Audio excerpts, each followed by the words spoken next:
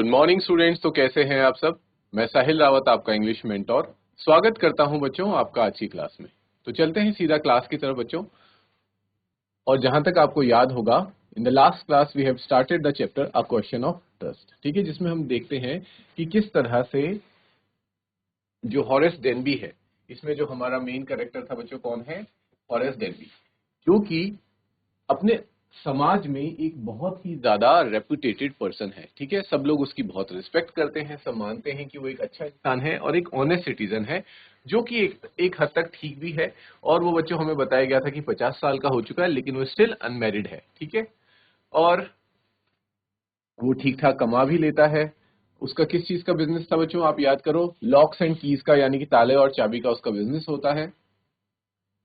But उसको एक समस्या है। वो समस्या क्या है बच्चों कि he is suffering from hay fever. Hay fever आपको मैंने बताया था बच्चों कि क्या होता है, एक काइंड ऑफ एलर्जी होती है जो समर्स के दौरान होती है, जब फ्लावर्स वगैरह खिलते हैं तो किसी पर्टिकुलर फ्लावर से क्या हो जाती है, एलर्जी हो जाती है। That is called hay fever. Is it clear students? फिर हमें बताया जाता है कि भले ही वो गुड एंड रिस्पेक्टेबल पर्सन है, but he is not completely honest. वो ऑनेस्ट नहीं है। और क्यों वो ऑनेस्ट नहीं है, उसके पीछे हमें वजह बताई गई कि उसे बच्चों उसके उसके ऑनेस्ट ना होने के पीछे का कारण है उसका एक शौक। और वो शौक क्या है कि उसे बहुत ही ज्यादा जो महंगी और एक्सपेंसिव रेयर बुक्स होती हैं वो पढ़ने का शौक है। और वो बहुत ज्यादा महंगी होती है बच्चों, और इतना उसके पास बिजनेस से वो उतना भी नहीं कमाता कि वो इतनी महंगी किताबें ले सके। ठीक है बच्चों, तो उसके लिए वो क्या करता है, हर साल साल में सिर्फ एक बार वो क्या करता है, रॉबरी करता है, यानी कि आप कह सकते हैं चोरी करता है या फिर डकैती करता है। किसी ना किसी के घर में वो पैसे चुराता है। और वो पैसे इसलिए इजिली चुरा पाता है क्योंकि उसका बच्चों क्या है, लॉक्स का बिजनेस है। इसलिए उसको पता है कि how to easily break the locks. उसे सारे लॉक्स इजिली खोलना आते हैं और बहुत ही ज्यादा शातिर इंसान है वो। तो इसलिए पहले वो पूरी स्टडी करता है, घर की हर चीजों की स्टडी करता है, फिर जाके वहां पे रॉबरी करता है। और वो साल में सिर्फ और सिर्फ एक रॉबरी करता है। उसके पीछे का रीजन है सिर्फ ये कि वो ही wanted to buy expensive books, सिर्फ किताबें खरीदने के लिए, और उसका कोई पर्पस नहीं होता है। क्लियर बच्चों, यहां तक हम सबको समझ आ चुका था हॉरेस डेनबी के कैरेक्टर के बारे में। और इस साल भी बच्चों उसको कुछ नई किताबें खरीदनी थी। और इस बार उसका एक टारगेट होता है शोट ओवर ग्रेंज का, जो बहुत बड़ा घर है, अपार्टमेंट मेंशन है, उस पे वो क्या करना चाह रहा है, रॉबरी कंडक्ट करना चाह रहा है। उस पे इसके लिए वो बच्चों 2 वीक पहले, 2 सप्ताह पहले से ही क्या करने लग जाता है, स्टडी करने लग जाता है, सारी चीजें देखने लग जाता है कि घर में कौन रहता है, और जो घर के जो ओनर्स हैं वो आजकल कहाँ जा रखे हैं, लंदन जा रखे हैं। और घर में सिर्फ और सिर्फ 2 सर्वेंट्स रहते हैं। और वहाँ की जो इलेक्ट्रिक वायरिंग्स हैं, वहाँ अंदर घुसने का रास्ता, गार्डन, और किस रास्ते से पीछे घुसा जा सकता है, किस तरह से उसके लॉक को खोलना है, ये सारी चीजें वो स्टडी करता है। और एक दिन वो नोटिस करता है कि जो 2 सर्वेंट्स थे उस घर में, वो क्या करते हैं बच्चों, मूवी देखने के लिए बाहर जाते हैं। उसे पता होता है कि उसके पास अब 4 घंटे का वक्त है, क्योंकि 2-3 घंटे की मूवी होगी, आने जाने का वक्त मिला के कुल उसके पास 4 घंटे हैं। और उस 4 घंटे में उसे अपनी रॉबरी करनी है। और वो उसके लिए अपने टूल किट लेकर के निकल जाता है। और फिर हमने देखा था बच्चों, वो उस घर में पहुंचता है, गार्डन से होते हुए किचन वाले रास्ते से वो पीछे से अंदर एंटर करता है, और उस लॉक को भी वो बहुत ही इजीली खोल देता है। और उसके बाद क्या होता है बच्चों, जैसे ही वो ड्राइंग रूम में पहुंचता है, क्योंकि जो तिजोरी थी बच्चों वो कहाँ पे होती है, वो होती है ड्राइंग रूम में। ड्राइंग रूम में एक पुरानी सी पेंटिंग होती है, उसके पीछे वो जो तिजोरी है वो बना रखी होती है। और उस ड्राइंग रूम में काफी और अदर पेंटिंग्स भी रहती हैं, जिन्हें देख करके उसके माइंड में एक पल के लिए सवाल आता है कि क्यों ना मैं पेंटिंग्स कलेक्ट करना शुरू कर दूं। फिर वो सोचता है कि जो मेरा घर है वो इतना बड़ा नहीं है कि जहां मैं इतनी सारी बड़ी बड़ी पेंटिंग्स रख सकूंगा, तो जो मैं मेरा बुक्स कलेक्ट करने का शौक है, मैं उसी को ही कंटिन्यू करता हूं। और इस थॉट को अपने दिमाग से निकाल देता है। और वहीं पे बच्चों टेबल के ऊपर क्या रखा होता है, फ्लावर पॉट रखा होता है, जहां से कि क्या हो रही होती है, उसको फिर से वो एलर्जी शुरू हो जाती है, उसे छींके आना शुरू हो जाती हैं। 1-2 बार छींके आती है। तो उसके बाद वो बर्गलर अलार्म होता है, उसे देखता है, उसकी वायरिंग कट करके आ जाता है। और एक बार जब तीसरी बार उसे बहुत तेजी से छींक आती है, तो पीछे से उसे एक आवाज सुनाई देती है कि क्या तुम्हें ये हे फीवर है या फिर तुम्हें जुकाम हो रखा है। जिसपे हॉरेस जल्दबाजी में कह देता है कि ये हे फीवर है। फिर वो आवाज, जिसकी एक लेडी की आवाज होती है, वो क्या कहती है कि हाँ, इसका ट्रीटमेंट हो सकता है अगर तुम ये जान जाओ कि तुम्हें ये जो एलर्जी है वो किस रीजन से है। तुम उसके पीछे का रीजन जान जाओ और उसको अवॉइड करो, तो तुम अपने इस एलर्जी को, इस हे फीवर को ठीक कर सकते हो। यहां तक बच्चों हमने लास्ट क्लास में देख लिया था। अब हम जानते हैं कि वो आवाज आखिर किसकी थी। It was a quite kindly voice, वो एक लेडी की आवाज थी। शी वॉज यंग, वो जो लेडी थी वो बहुत ही यंग थी, जवान थी। क्वाइट प्रिटी, बहुत ही खूबसूरत थी। And was dressed in red, यानी कि उसने लाल रंग के कपड़े पहने हुए थे। She walk to the fireplace and straighten the ornaments there. ठीक है, वो फायर प्लेस की तरफ जाती है। आपको पता होगा बच्चों, जो ये कॉर्नर्स होते हैं जहाँ पे मोस्टली नॉर्थ पार्ट की अगर हम बात करें, लंदन वगैरह की बात करें, तो वहाँ पे क्योंकि सर्दी बहुत ज्यादा होती है, इसलिए लोगों ने अपने घर के अंदर ही क्या फायरवर्क काइंड ऑफ अंगीठी वो रखी होती है। ठीक है, तो वो फायरवर्क के पास जाती है और वहाँ पे जो ऑर्नामेंट्स वगैरह रखे होते हैं उनको सीधे करके ढंग से रख देती है। डाउन शेरी शी सेड, वो कहती है कि बैठ जाइए। शेरी को कहती है वो, क्योंकि शेरी भी वहां पे मौजूद होती है। शेरी आपको याद होगा बच्चों, उनका डॉग होता है। Anyone would think I had been away for a month. She smiled at Horace and went on. However, I came back just in time, though I did not expect to meet a burglar. तो कहती है कि सबको ये लग रहा था कि शायद मैं 1 महीने के लिए कहीं गई हुई हूँ, लेकिन मैं बिल्कुल परफेक्ट टाइम पे वापस आ गई। और मुझे ये नहीं पता था कि जब मैं अपने घर वापस आऊंगी तो मेरी मुलाकात एक बर्गलर यानी कि एक डकैत से या फिर एक चोर से मेरी मुलाकात होगी। वो किसको कह रही है ऐसा? वो कह रही है हॉरेस डेनबी को। इज इट क्लियर बच्चों? ओके स्टूडेंट्स, आगे कंटिन्यू देख लेते हैं। Horace had some hope because she seemed to be amused at meeting him. He might avoid trouble if he treated her the right way. He replied, I did not expect to meet one of the family. अब Horace को ऐसा महसूस हो जाता है, वैसे तो Horace को डरना चाहिए था कि वहां पे कोई फैमिली मेंबर ऑलरेडी मौजूद है, लेकिन जिस तरह से वो हॉरेस से बड़े ही पोलाइटली बात कर रही होती है, तो हॉरेस को ऐसा लगता है कि शायद मैं इससे बच सकता हूं, और अगर मैं इससे सही तरीके से बात करूंगा तो मैं यहाँ से बच के निकल सकता हूँ। और वो ये कहता है कि मुझे एक्सपेक्टेशन नहीं थी कि यहाँ पे कोई फैमिली मेंबर मौजूद रहेंगे। She nodded, I see what an inconvenience it is for you to meet me, what are you going to do. वो कहती है कि हाँ, मुझे पता है कि मेरे वजह से, मेरे यहाँ होने की वजह से तुम्हें तकलीफ तो महसूस हुई है, लेकिन तुम यहाँ पर क्या करने आए थे? Horace said, my first thought was to run. अब ऐसे में हॉरेस ये सोचता है कि मुझे यहाँ से अब फटाफट से भाग जाना चाहिए। Of course you could do that, but I would telephone the police and tell them all about you, they would get you at once. इस पे वो कहती है, जो लेडी होती है वहां पे, वो कहती है कि अगर तुम भागना चाह रहे हो तो कुछ नहीं है, तुम भागोगे, मैं सीधा क्या करूंगी, टेलीफोन रिंग करूंगी और सीधा यहाँ पे पुलिस आ जाएगी और तुम्हें पकड़ लेगी। ठीक है बच्चों, हम देख पा रहे हैं she is the lady in red and he is Horace Denby. ठीक है, अब ये कितना परेशान हो चुका है, and she is looking very confident. वो बहुत कॉन्फिडेंट है और बहुत ज्यादा पोलाइट है, लेकिन हॉरेस अब इसे देख के बहुत ज्यादा परेशान हो चुका है। Now Horace says, I would of course cut the telephone wires first, and then he hesitated. A smile on his face. I would make sure that you could do nothing for some time. A few hours would be enough. वो कहता है कि मुझे पता है मुझे क्या करना है, मैं क्या करूंगा, तुम जैसे ही टेलीफोन रिंग करोगी मैं टेलीफोन की वायर्स को काट दूंगा और तुम्हें एक तरह से क्या कर दूंगा, बंद करके रख दूंगा, और कुछ घंटों के लिए, और तब तक उतना टाइम मेरे लिए इनफ होगा और मैं यहाँ से सारी चोरी करके निकल जाऊंगा। She looked at him seriously, you would hurt me, और वो उसकी तरफ सीरियसली एक लुक देती है और कहती है कि क्या तुम मुझे हर्ट करोगे, क्या तुम मुझे चोट पहुंचाओगे? Horace paused and then said, I think I was trying to frighten you when I said that. Horace कहता है, नहीं नहीं, मैं सिर्फ तुम्हें डराने के लिए बोल रहा हूँ। You did not frighten me. वो कहती है तुम मुझे डरा नहीं रहे हो।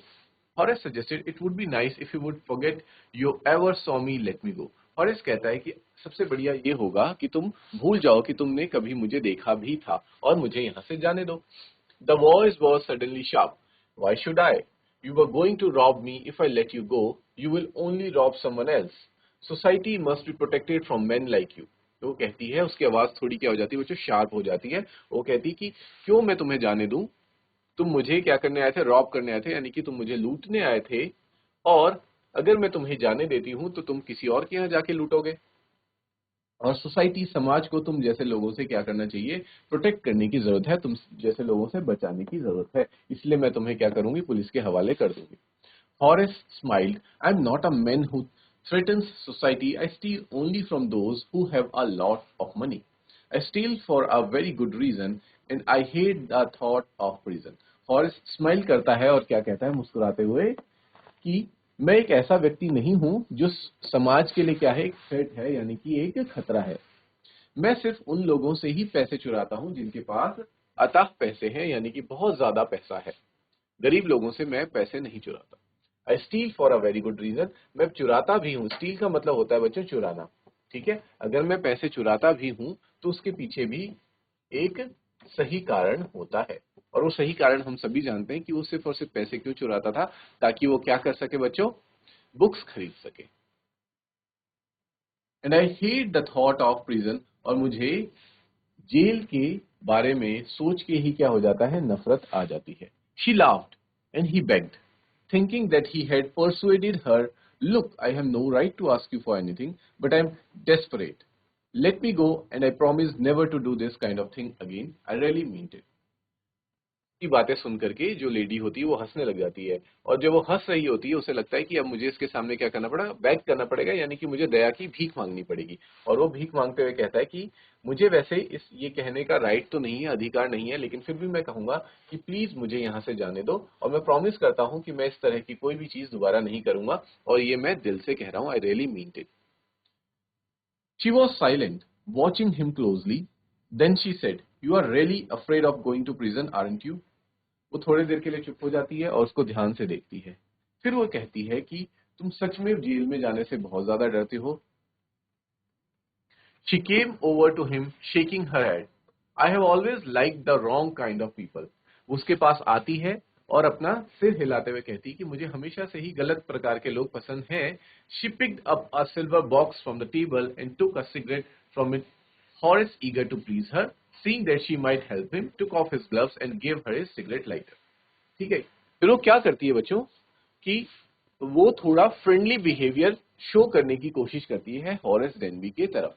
ठीक है, उसके पास आती है और अपनी सिगरेट्स को बाहर निकालती है, और जब ये देखता है हॉरेस डेनबी, उसे लगता है कि शायद ये मेरी बातों से पिघल गई है और ये मुझे माफ कर देगी, तो वो क्या करता है, तुरंत ही अपनी जेब से पहले अपना ग्लव्स हटा देता है और फिर वहां से लाइटर निकाल के उसकी सिगरेट्स को लाइट करता है, यानी कि सिगरेट जलाता है। You will let me go, he held the lighter towards हर, और लाइटर उसके तरफ ले जाते हुए कहता है कि क्या तुम मुझे जाने दोगी? Yes but only if you will do something for me. वो कहती है कि हाँ, एक ही शर्त पे मैं तुम्हें जाने दूंगी, अगर तुम मेरा कोई काम करोगे। एनीथिंग यू से, हॉरेस कहता है तुम जो बोलोगी वो मैं करूंगा। Before we left for London, अब यहाँ पे वो लेडी कह रही है कि जब हम लंदन जा रहे थे उससे पहले I promised my husband to take my jewels to a bank.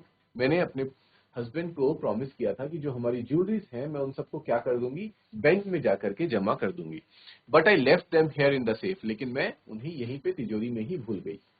I want to wear them to a party tonight, so I came down to get them, but, और आज एक पार्टी है जहां पे मैं उन्हें पहनने जा रही हूँ, लेकिन हॉरेस स्माइल करता है कि हाँ, मतलब तब तक आपने मुझे देख लिया और ये सारा इंसिडेंट हो गया। You have forgotten the numbers to open the safe, haven't you? Horace कहता है कि आप जरूर अपने सेफ का तिजोरी का जो नंबर है, सिक्योरिटी नंबर है, या कह सकते हैं पासवर्ड है, वो आप भूल चुके हैं। लेडी कहती है यस, हाँ मैं सच में वो पासवर्ड भूल चुकी हूँ। Just leave it to me and you will have them within an hour, but I will have to break your safe. Horace then भी खुश हो जाता है बहुत ज्यादा। उसे लग रहा होता है कि अब तो शायद मैं छूट जाऊंगा, तो मुझे इसकी मदद कर देनी चाहिए। वो क्या कहता है कि आप इस बात को मेरे ऊपर छोड़ दीजिए, मैं 1 घंटे के अंदर आपको आपकी ज्वेलरीज दे दूंगा, लेकिन उसके लिए मुझे आपके जो सेफ है, आपकी तिजोरी है, इसको तोड़ना पड़ेगा। Don't worry about that, my husband won't be here for month and I will have the safe मेंडेड by that time. वो कहती है कि चलो इस बात की टेंशन मत लो तुम, क्योंकि जो मेरे हस्बैंड हैं वो 1 महीने के बाद ही आएंगे, और उससे पहले मैं ये जो सेफ है इसको क्या कर दूंगी, ठीक करवा दूंगी। तुम बस मुझे अभी वो ज्वेलरीज निकाल करके दे दो। यहां तक क्लियर है सभी बच्चों को?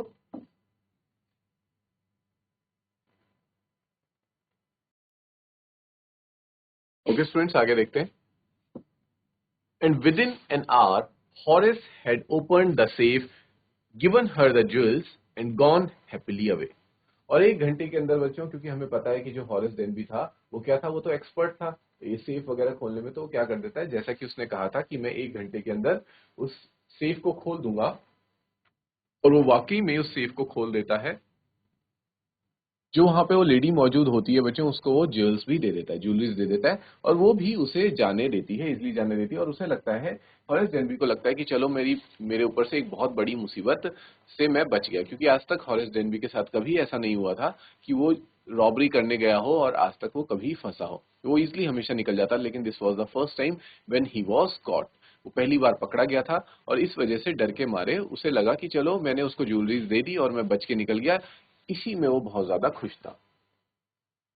For 2 days he kept his promise to the kind young lady. और 2 दिन के लिए वो अपने प्रॉमिस को, जो उसने यंग लेडी को किया था, उसको निभाता है। और आप याद करो बच्चों, प्रॉमिस क्या था? वो प्रॉमिस ये करता है यंग लेडी से कि मैं आज के बाद ऐसी कोई चीज दोबारा रिपीट नहीं करूंगा, यानी कि मैं रॉबरी दोबारा नहीं करूंगा। लेकिन इस चीज को, प्रॉमिस को कितने दिन निभा पाता है? सिर्फ और सिर्फ 2 दिन निभा पाता है। दूसरे ही दिन, on the morning of the third day, however, he thought of the books he wanted and he knew he would have to look for another save. तीसरे मॉर्निंग में जब वो सुबह उठता है तो उसे फिर से वो बुक्स याद आने लगती हैं, जिन बुक्स को वो पढ़ना चाह रहा था। ठीक है, आप देख पा रहे होंगे यहाँ पे वो अपने रूम में बैठा है बच्चों, ये उसकी लाइब्रेरी है, और इन लाइब्रेरी में आप बहुत सारी बुक्स देख पा रहे होंगे। ठीक है, इससे हमें ये पता चलता है कि उसे बुक्स कलेक्ट करने का और बुक्स पढ़ने का कितना ज्यादा शौक है। अभी भी वो बुक्स पढ़ रहा है, और जो बुक्स पढ़ रहा होता है तो उसको याद आने लग जाती है पुराना इंसिडेंट, वो प्रॉमिस जो उसने उस लेडी को, यंग लेडी को किया था, और साथ ही साथ वो बुक्स उसे याद आने लगती हैं जो उसने डिसाइड करी थी कि इस साल वो खरीदेगा और उन्हें पढ़ेगा। और फिर ये सब सोच लेने के बाद वो क्या डिसाइड करता है बच्चों कि मैं मुझे अब कहीं और रॉबरी करनी ही पड़ेगी। ठीक है,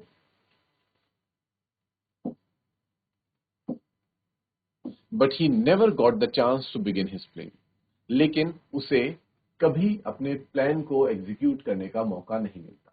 ठीक है, अब क्यों उसे मौका नहीं मिलता, उसको जानते हैं बच्चों आगे। By noon a policeman had arrested him for the jewel robbery at Shootover Grange. क्यों मौका नहीं मिलता बच्चों? क्योंकि दिन तक उसको जो पुलिसमैन होते हैं वो पकड़ लेते हैं। और किस लिए पकड़ते हैं, कौन से जुर्म के लिए पकड़ते हैं? कि जो उसने शूट ओवर ग्रेंज में क्या की थी, ज्वेलरीज चुराई थी। लेकिन जहां तक हमें पता है बच्चों, उसने तो ज्वेलरीज चुराई नहीं थी। ठीक है, क्योंकि वो पहले ही पकड़ा जा चुका था, तो उसने जो ज्वेलरीज हैं वो किसको दे दी थी? वहां के ओनर को दे दी थी। तो फिर व्हाट वाज द रीजन कि पुलिसमैन, जो पुलिस थी, उसको पकड़ कर ले गई और उस पे ये वाला आरोप लगाया? His fingerprints, for he had opened the safe without gloves, were all over the room, and no one believed him when he said that the wife of the owner of the house had asked him to open the safe for her. वो क्यों पकड़ा जाता है बच्चों? Police को कैसे पता लगता है कि हॉरेस डेनबी यहाँ पे आया था, जबकि उसने सारे वायरिंग्स वगैरह, सीसीटीवी हो गया या फिर बर्गलर अलार्म हो गया, वो सब कट कर दिया था? उसके बावजूद भी कैसे पता चला? पता चला बच्चों उसके फिंगरप्रिंट से। और उसके फिंगरप्रिंट्स कहाँ थे? उस सेफ में मौजूद थे, उस तिजोरी में मौजूद थे जो उसने खोला था। किसके लिए? उस लेडी के लिए। और जब हॉरेस डेनबी सबको ये बताता है, पूरा इंसिडेंट की कहानी बताता है कि हाँ, मैं वाकई में वहां चोरी करने गया था, लेकिन मैंने चोरी नहीं की। क्यों चोरी नहीं की? क्योंकि वहां पे मुझे जो ओनर है उनकी वाइफ मिल गई थी। उनकी वाइफ ने मुझसे कहा कि तुम मुझे ज्वेलरीज निकाल के दे दो और मैं तुम्हें यहाँ से जाने दूंगी। पर इस स्टोरी पे बच्चों कोई भी बिलीव नहीं करता है। क्यों बिलीव नहीं करता है? क्योंकि ये स्टोरी ही अपने आप में एक फेक थी। और फिर होता है बच्चों, एक तरह से आप कह सकते हैं बहुत बड़ा ट्विस्ट आता है कहानी में, और असली खुलासा होता है कि जो लेडी थी बच्चों, she was not the wife of the owner of the house. वो कोई भी ओनर नहीं होती है या फिर ओनर की वाइफ नहीं होती है, बल्कि शी वॉज अ थीफ या फिर रॉबर हरसेल्फ। वो खुद भी एक चोर थी। ठीक है बच्चों, और उस घर में चोरी के इरादे से आई होती है। Even she was already studying Horace Denby. Horace Denby जब उस घर के बारे में स्टडी कर रहा था, तो वो उससे 2 कदम आगे थी। और वो क्या कर रही थी? उसे पता था कि हॉरेस डेनबी इस घर में चोरी करने आएगा, और इसीलिए उसने ये सारा, आप कह सकते हैं, प्लान किया, ये षड्यंत्र रचा कि वो क्या करेगी, she would pretend to be the owner of the house. वो ऐसा प्रिटेंड करेगी, दिखावा करेगी कि वो घर की क्या है, ओनर है। और हॉरेस डेनबी डर के मारे उसे क्या कर देगा, ज्वेलरीज देके वहां से भाग जाएगा। तो ये इस वजह से बच्चों वो फंस जाता है। Horace is now the assistant librarian in the prison. और फिर हमें बताया जाता है कि सिर्फ और सिर्फ वही गलती हॉरेस डेनबी से हुई थी जिस वजह से उसे जेल जाना पड़ा। हमने शुरुआत में ही देख लिया था कि हमें ये कहानी जो है बच्चों 15 साल पहले की कहानी बताई जा रही है, यानी कि ये इंसिडेंट कब हुआ था? 15 साल पहले हुआ था। और अब तो हॉरेस डेनबी को जेल में कितने साल हो चुके हैं? 15 साल उसको जेल में गुजर चुके हैं। और वो अब कहाँ पे है जेल में? प्रिजन लाइब्रेरी, यानी कि जो जेल की लाइब्रेरी होती है वहां पे वो काम करता है। He often thinks of the charming, clever young lady who was in the same profession as he was. और उसे कई बार वो उस यंग लेडी को याद करता है जो कि सेम प्रोफेशन में थी जिसमें हॉरेस डेनबी था। कौन सा प्रोफेशन बच्चों? चुराने का, रॉबरी का, या फिर हम कह सकते हैं थी वो दोनों के दोनों क्या थे? थीप थे। हु ट्रिक्ड हिम, जिसने क्या किया? उसको ही मूर्ख बना दिया, हॉरेस डेनबी को ही मूर्ख बना दिया। तभी आपको याद होगा बच्चों, शुरुआत में ही हमें क्या बोली गई थी? दो कहावतें दी गई थी। देयर वर टू सेइंग्स, जिसमें एक होता है कि एक थीफ को पकड़ने के लिए आपको उससे भी माहिर थीफ चाहिए होता है, ठीक है।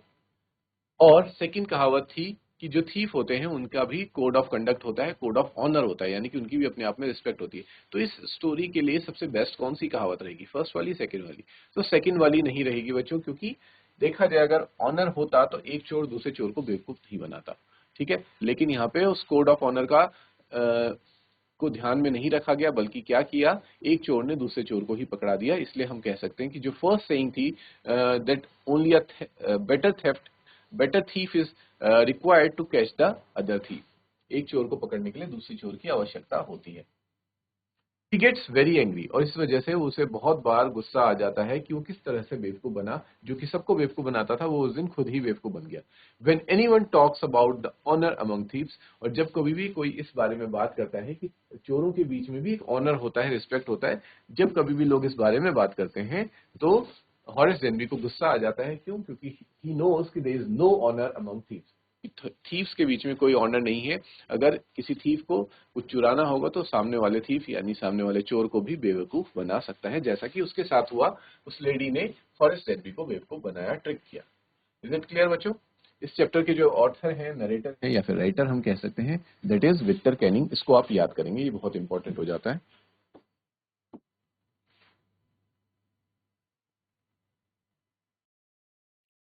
नेक्स्ट देखते हैं स्टूडेंट्स, जो ग्लॉसरी है हमारे सामने, हे फीवर। हे फीवर के बारे में हम ऑलरेडी जान चुके हैं। हे फीवर क्या होता है? A disorder affecting the nose. एक डिसऑर्डर यानी कि एक बीमारी जो किसको अफेक्ट करती है? हमारी नोज को। हमारी जो नोज है उस टाइम क्या हो जाती है बच्चों? बहुत ज्यादा सेंसिटिव हो जाती है। नोज सेंसिटिव हो जाती है। एंड द थ्रोट, थ्रोट यानी कि होता है बच्चों हमारा गला। हमारा नोज और हमारा गला बहुत ज्यादा सेंसिटिव हो जाता है, जिस वजह से क्या होने लग जाती है? नोज में बच्चों इरिटेशन होती है, जिस वजह से छींकें आती हैं, और गले में क्या होती है? खराश होती है। Caused by allergy to pollen और डस्ट। और इसके पीछे का कारण क्या रहता है? एलर्जी। और एलर्जी यानी कि एलर्जी होती है बच्चों कि आपको किसी से भी एलर्जी हो सकती है। अगर वो चीज आपके कांटेक्ट में आती है तो आप क्या हो जाएंगे? बहुत ज्यादा परेशान हो जाएंगे। अब लोगों को डिपेंड करता है बच्चों, नोज में, थ्रोट में, किसी को स्किन में भी होती है कि अगर स्किन से टच हो गया तो उनकी स्किन में स्वेलिंग होने लग जाती है, पूरा का पूरा जो उनकी बॉडी है वो स्वेल अप हो जाती है। तो इस तरह से भी एलर्जीज रहती है। और एलर्जी जो ये हे फीवर वाली एलर्जी है वो होती है बच्चों पॉलन से। पॉलन आपको पता ही है, पॉलन ग्रेन्स जो होते हैं,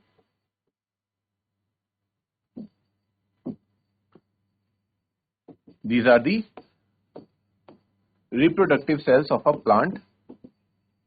ये प्लांट के रिप्रोडक्टिव सेल्स होते हैं, जिससे वो क्या करते हैं? रिप्रोड्यूस कर पाते हैं, पोलन ग्रेन्स। और साथ ही साथ ये कई बार डस्ट यानी कि धूल से भी होती है ये परेशानी। इज इट क्लियर बच्चों? इसको नोट करो फटाफट से। कुछ क्वेश्चंस हैं, उनको देख लेते हैं बच्चों एक दो बार।